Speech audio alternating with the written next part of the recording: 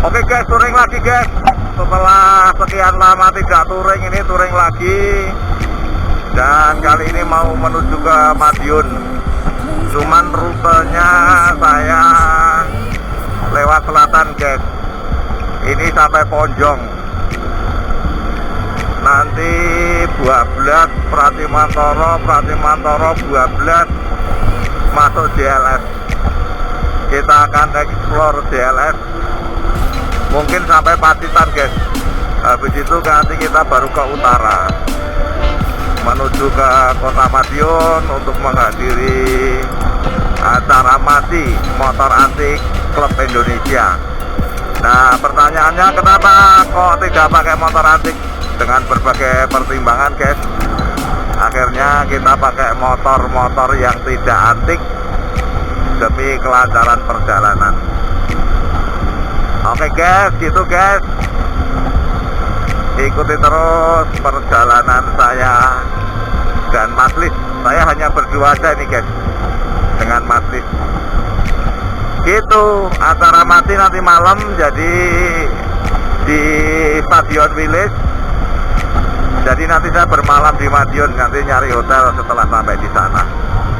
Check in, kemudian kita keluar nonton acaranya mati. Habis itu menginap di hotel lagi, dan baru besok pagi perjalanan menuju kembali ke Yogyakarta. Gitu guys, secara singkat rencana perjalanan pada kali ini, dan sewaktu-waktu bisa berubah. Oke.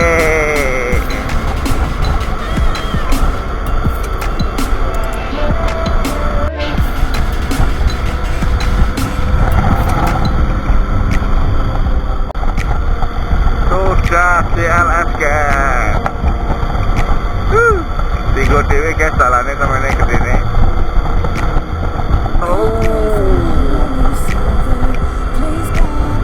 Itu guys. Tapi tetap terus harus berhati-hati, tidak boleh lengah.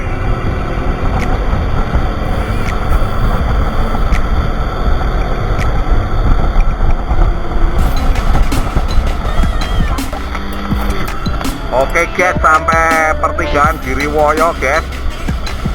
Di sini ada bundaran seperti itu. Kita ambil yang arah Wonogiri guys, ke kiri.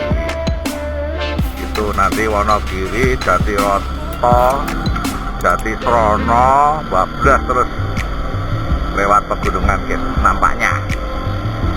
Gitu guys. Oke, saya nyusul Mas Lis guys.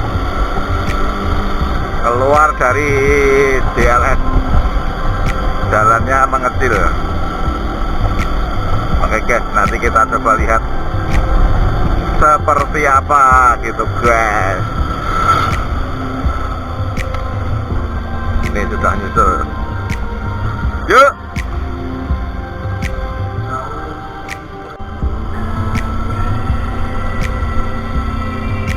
Oke guys, kita naik gunung guys. Pemandangannya kayak gitu guys.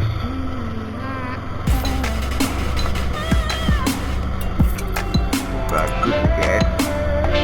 Sayangnya rada gersang karena kemarau.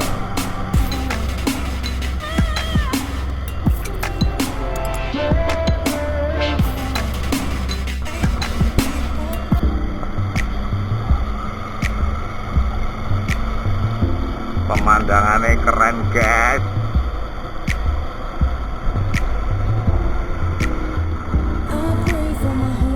Dan ini ada perubahan, kita mau mampir ke Monumen Jenderal Sudirman guys.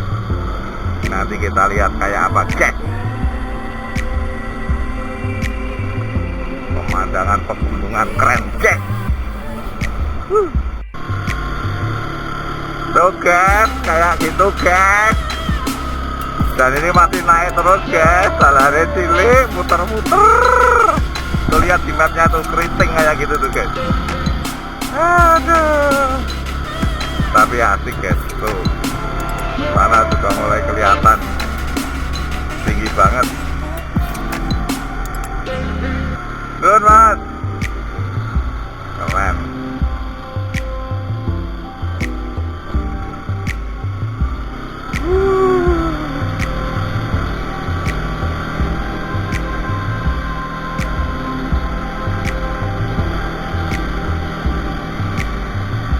Jalannya kayak gitu guys.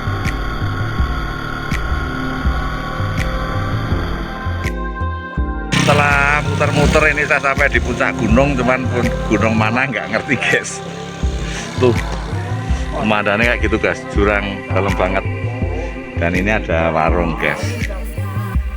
Kita mau nyoba istirahat di sini. Nanti kalau cocok makan, kalau enggak minum. Dan kita lihat guys, tuh kayak gitu,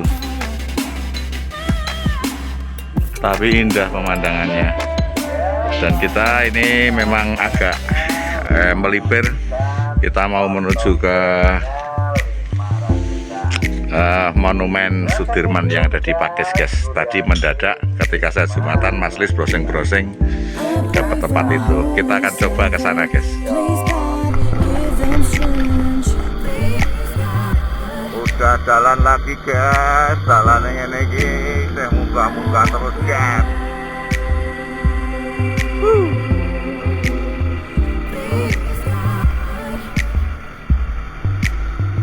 Pemandangannya ya wis ngene iki lah, tapi apik lah.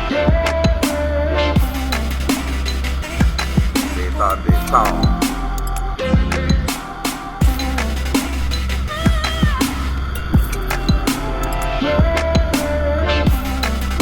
masih meliuk-liuk.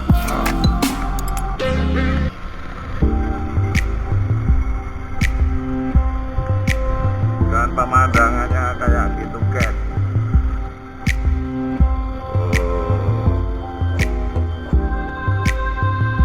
Jalannya kecil meliuk-liuk.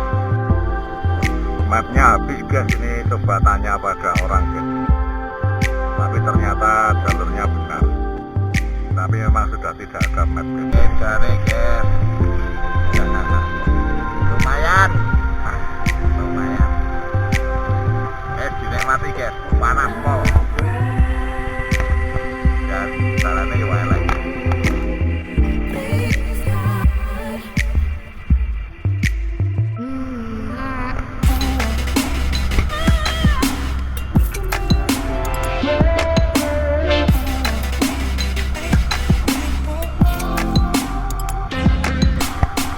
Masuk ke hutan pinus-pinus guys.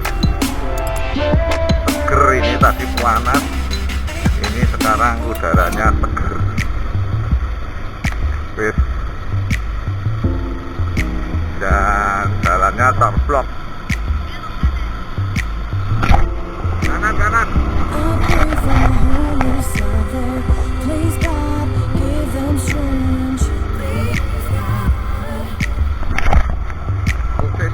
Kiri.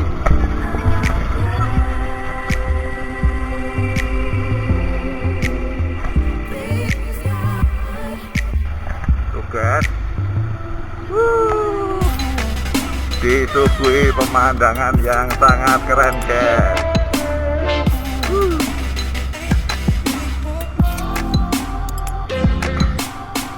Nanti ke kanan.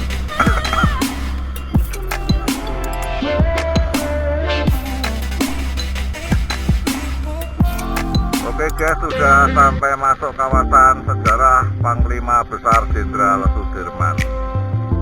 Dan ini gapurannya. Kita masuk guys. Kalau map masih menunjukkan 2,7 km guys. Akan kita coba lihat.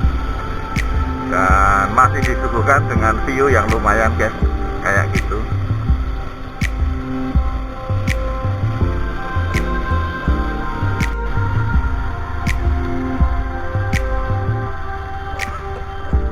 Saya video ya Pak.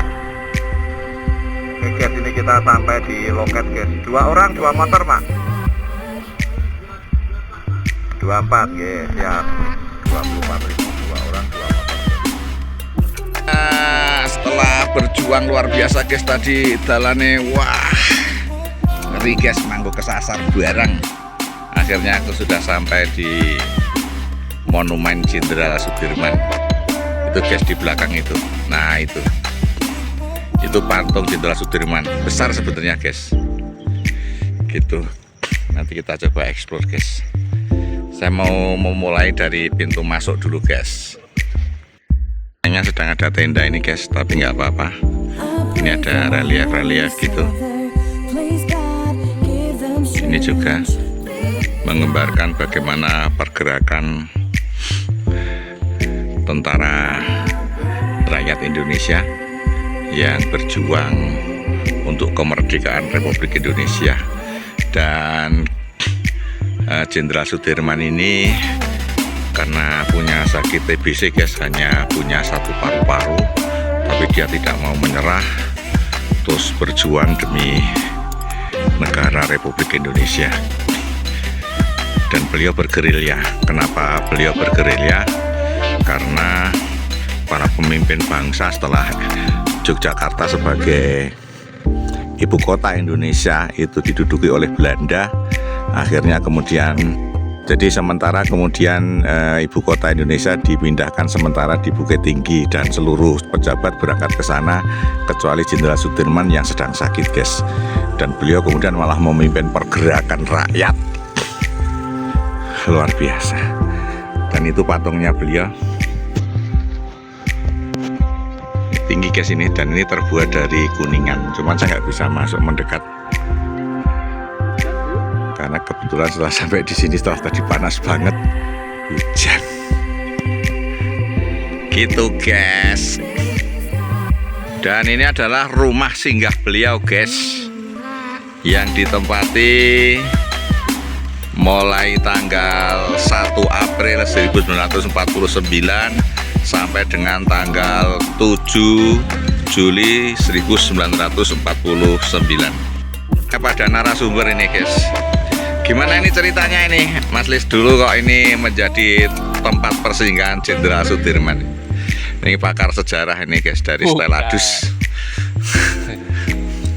Ceritanya itu ya di sini dulu tempat Sudirman beristirahat yang paling akhir ketika sudah gerilya, karena cukup jauh ya gerilyanya dari Yogyakarta sampai sini, naik turun bukit.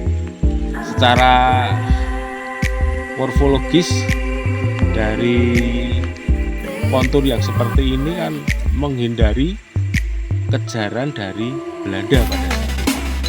Coba kalau lewatnya jalan datar terus mungkin akan mudah tertangkap dengan situasi Sudirman yang tinggal 1 paru-paru. Nah, disinilah adalah terakhir beliau menyusun strategi bagaimana mengembalikan RI ke Pangkuan Ibu Pertiwi.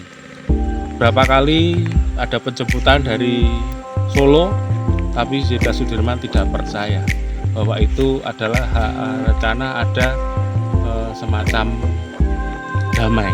Itu hanya jebakan saja.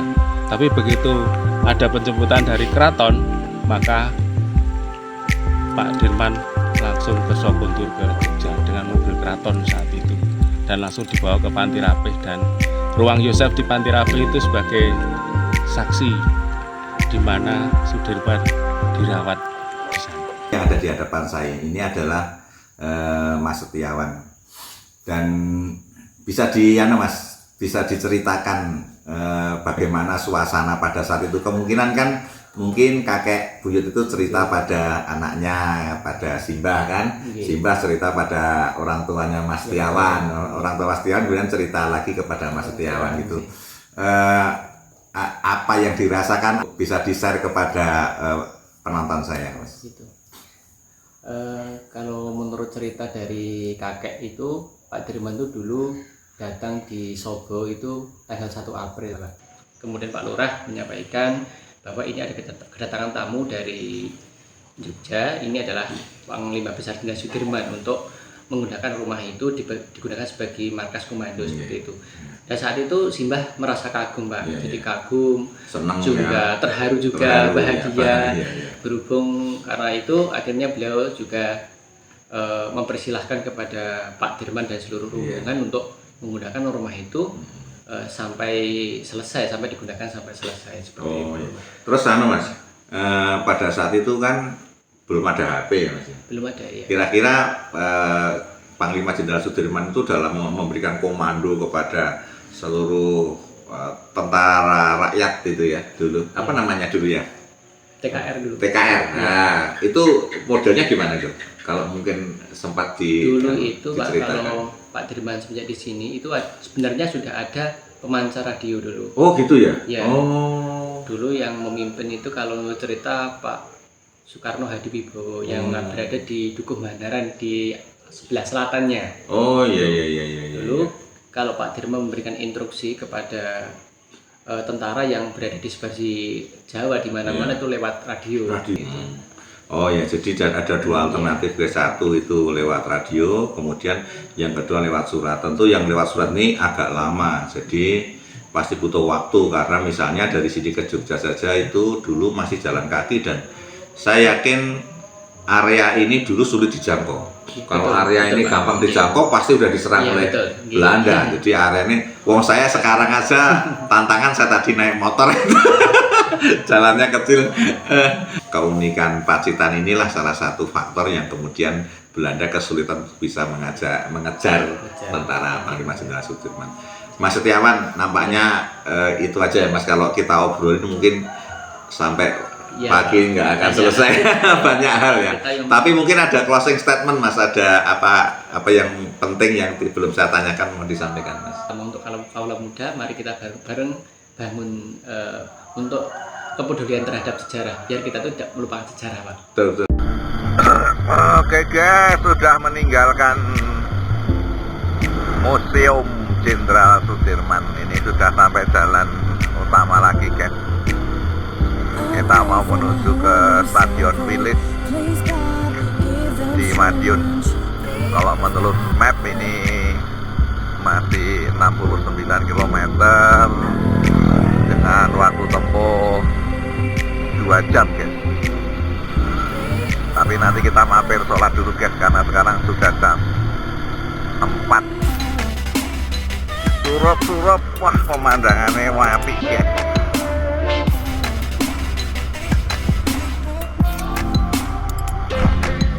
Muka-muka cek ketok ya, kameraku masih bisa ya. Nganggo drone ngono guys, luar biasa. Oke guys, akhirnya jam 18 tepat nih masuk Madiun guys. Kita mau menuju ke Stadion Village. Tinggal 7 menit dengan jarak tempuh 2,9 atau sekitar 3 km saja guys.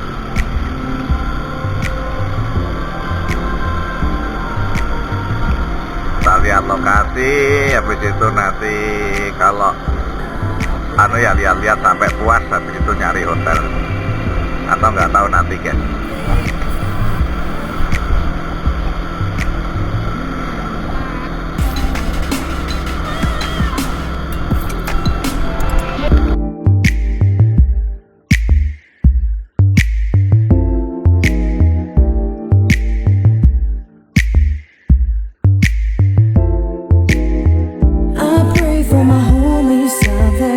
Please God, give them strength. Please God.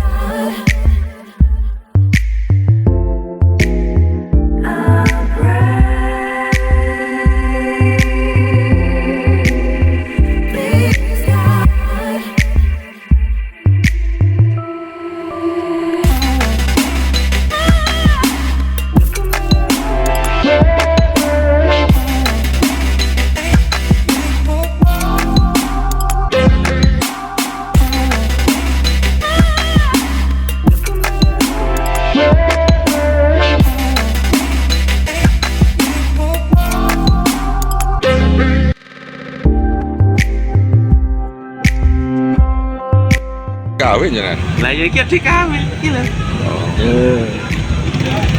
Tapi Inilah suasana paginya guys. Tadi malam ya pencahayaan kurang ya. Oh, sekarang ini seperti ini, tapi ini masih pagi ya. Ini jam 9:30, jadi masih pada di penginapan nampaknya. Ini suasana masih sepi dan rolling itu nanti akan dilaksanakan habis zuhur guys.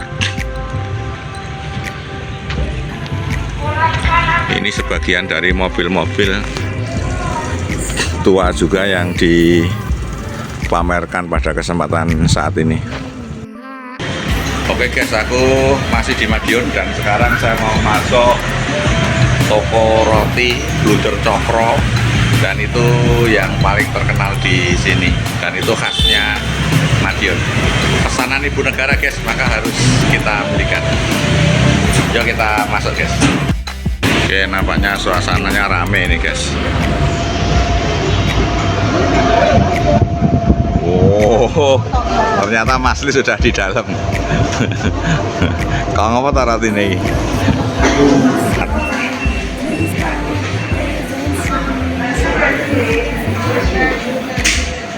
Oke. Dan kita ambil keranjang dulu. Selamat pagi Sobat Cokro.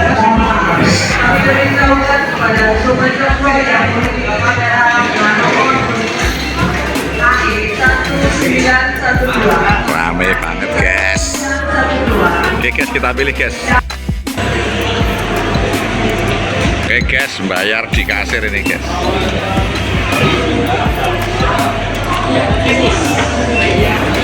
Guys, ini pesanan ibu negara guys, biar pulang dapat senyuman manis. Bapak ini nanti satu box, lebihnya 5 dipakai itu nggak apa-apa. Nggak apa-apa. Oke guys, gitu. Ini roti paling terkenal di Madiun guys. Kalau belum beli roti ini, berarti belum sampai Madiun.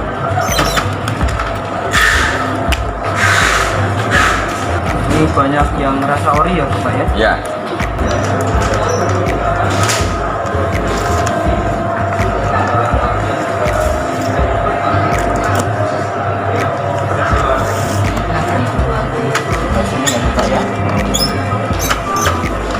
bos ki duitnya tipis. Neng liat HP ini kandel. HP ini kandel, nek dompetnya tipis. Keren. Tak gitu guys. Oh, nggak perlu bensin masalah.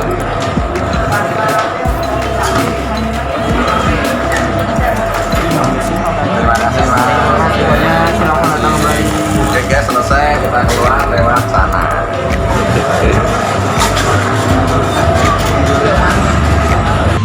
Mau di ori ganti, mau di starter. Nah, starter punya trik ya. Yang dikunci gasnya. Gas starter. Sekali genjot langsung nyala guys. Langsung nyala.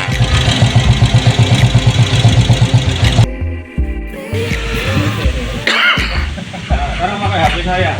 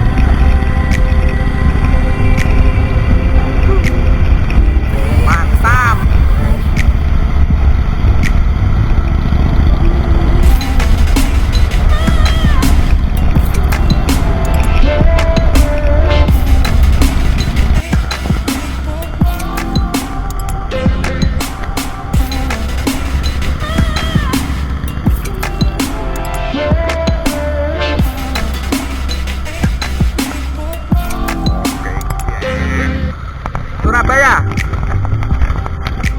Oh ya, siap. Ini teman-teman. Keren. Di belakang masih ada.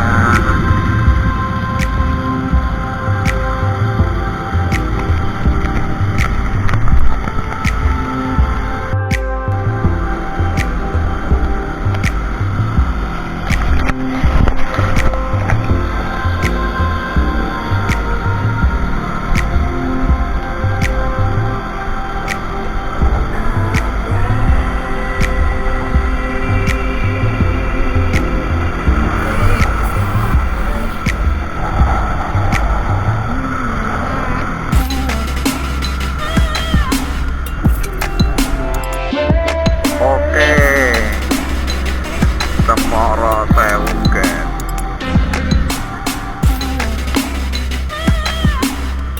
Suasananya kayak gini. Ayo.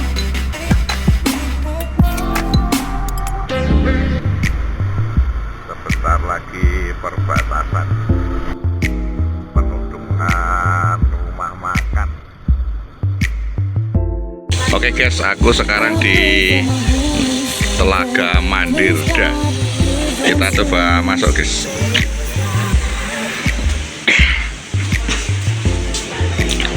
Dan langsung kita temui camping ground guys. Camping ground seperti itu. Kemudian juga ada beberapa kantin. Oke. Kemudian ini musolanya, di fasilitasnya lengkap, toilet,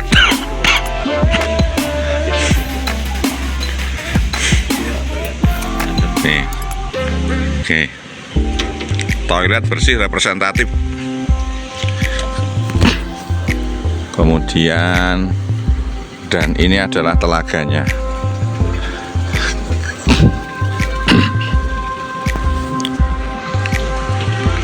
Tuh camping ground guys, kayak gitu.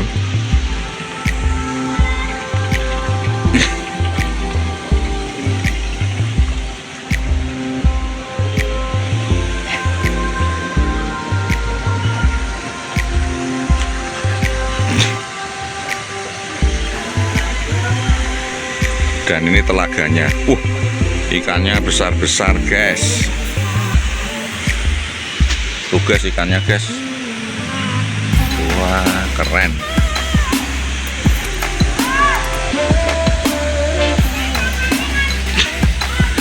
Dan itu adalah mata air, guys. Mata air. Ada 2 mata air. Di situ 1, di sini 1.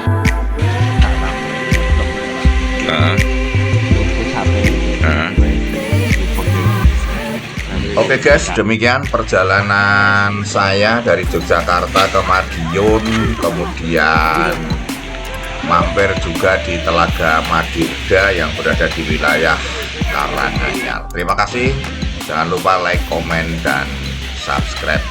Billahi taufiq wal hidayah. Wassalamualaikum warahmatullahi wabarakatuh.